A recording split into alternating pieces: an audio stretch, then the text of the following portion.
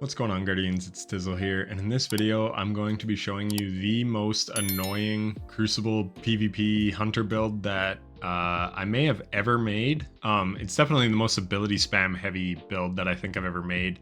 The Mask of Bacchus freezing everyone constantly one that I made back in Beyond Light, that may have been more annoying. But this one definitely has more ability spam. So let's go through it. The super is Storm's Edge. If you haven't used this, then I'm sure you've been killed by it, especially if you're partaking in Iron Banner this week. Pretty much every lobby I'm in has at least 3 of these guys on the enemy team, and for good reason. It's very, very good. It's got an 820 base cooldown, which is less than Silk Strike and Golden Gun.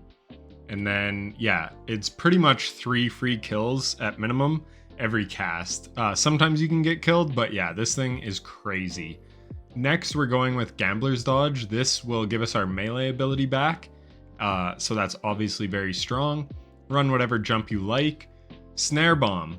So Snare Bomb's got a buff in Final Shape, and they're really annoying in PvP now. I mean, they might have always been kind of annoying, but they're quite annoying.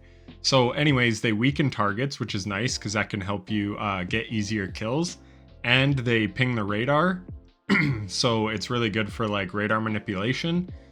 You can also throw it on a zone or whatever. And yeah, it's just very, very effective in a lot of ways in PvP. So yeah, run Snare Bomb, and then with Gambler's Dodge, when you dodge close to an enemy, you can get your Snare Bomb back. So you can chuck these out very, very frequently, especially with the build that I'm running, as you'll see. So next we have Swarm Grenade. Again, these got buffed. They now scorch. I can't remember if they scorched before, and they can cause ignitions. But yeah, they got a buff, and they're actually pretty strong now. So, and they're really good because if you are new to the game, you may not have heard the term Wombo Combo, but the original one was like a Snare Bomb with either like a Vortex or a Void Wall Grenade, because this would slow them, and then they'd get trapped in the Vortex Grenade. But this Wombo Combo with Snare Bomb and Swarm Grenade works really well, because this will like slow them, and then they can't get away from the Swarm Grenade, and it will start hitting them. And then with the Scorch that it applies, that Scorch does damage over time. So even if they do get away, they can't start regenerating their health for a long, long time. So again, when I say this is the most annoying, like freaking, you're such a little pest build, this is like, yeah, it's annoying as hell to play against. And I may regret making this video because I'm sure a lot of people will be using it this weekend after seeing this video. But anyways, I thought it'd be fun to make a PvP build, so I wanted to show it anyways. Winter Shroud. Dodging slows nearby targets. So again, you could do a Wombo Combo and dodge near them to slow them. And that's going to get you your Snare Bomb back. So there's nice synergy there. And then Threaded Spectre. This will make a decoy.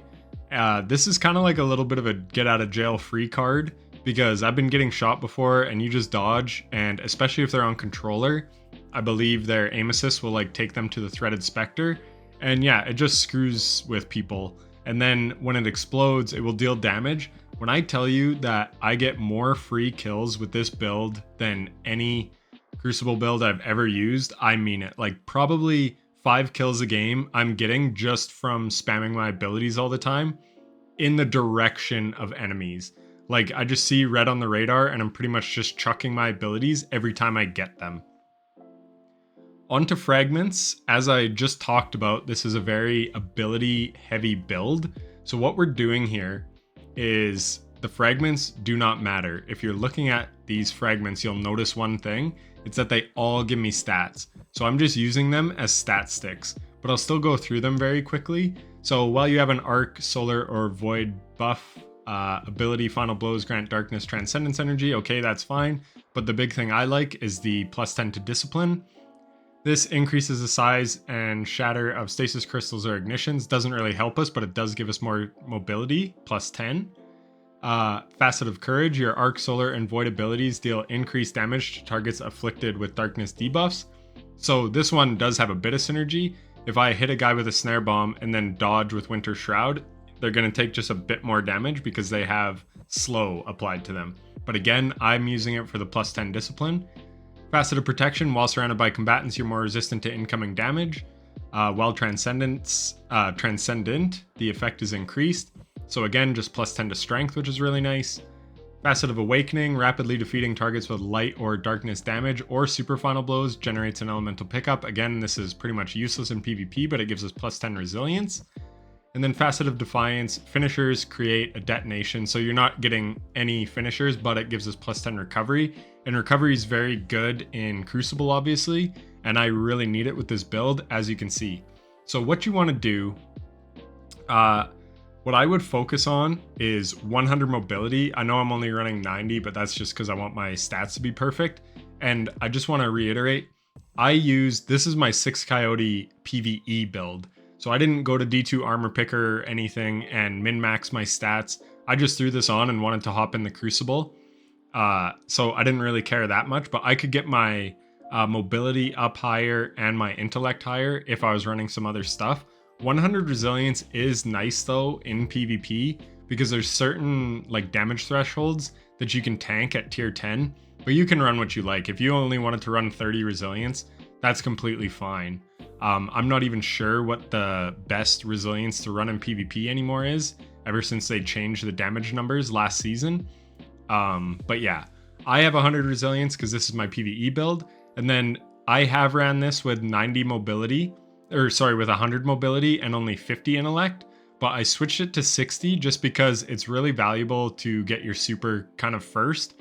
And when I went to 60, there was a couple games that went longer. They were tight games and I was able to get 2 supers. But again, how you want to do it is up to you. I love having 90 mobility because I pretty much always have a dodge.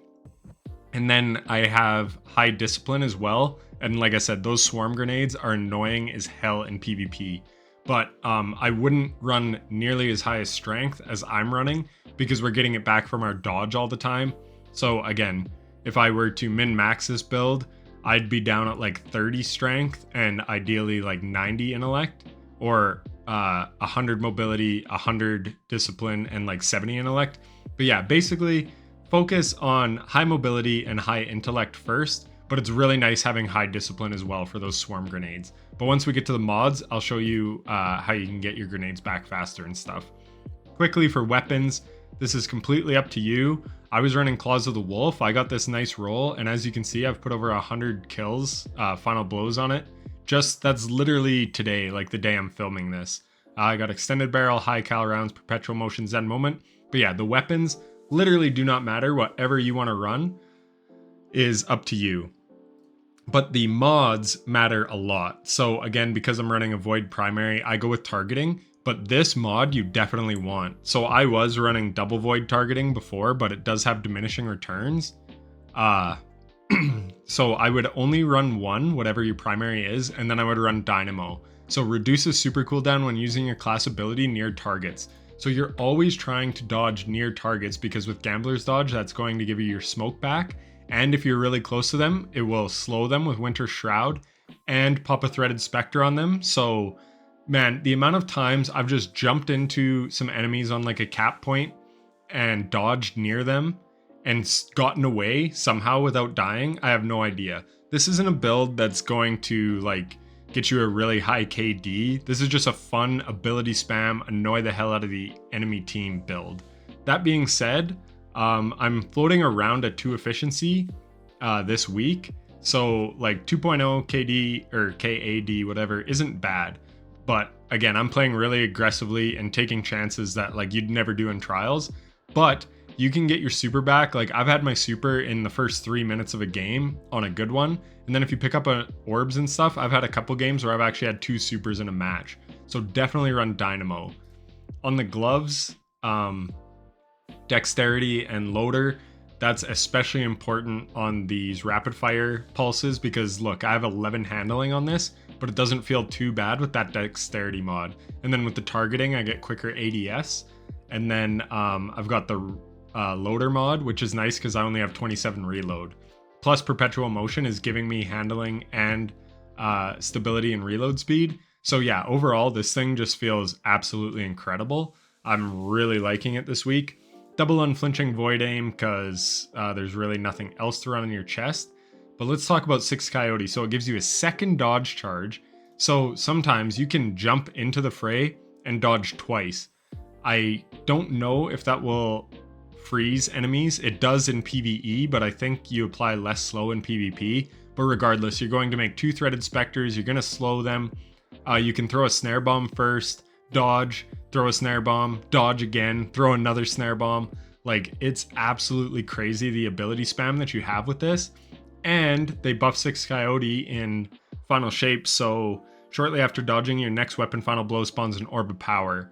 So this is basically just Reaper on your chest piece, which is really, really nice because, yeah, sometimes shortly after you dodge, you get a kill, then you get a super, and like I said, you can get 2 supers in a match, and that's only with 60 intellect. So if you had higher intellect, you're gonna just get 2 supers in a match more often.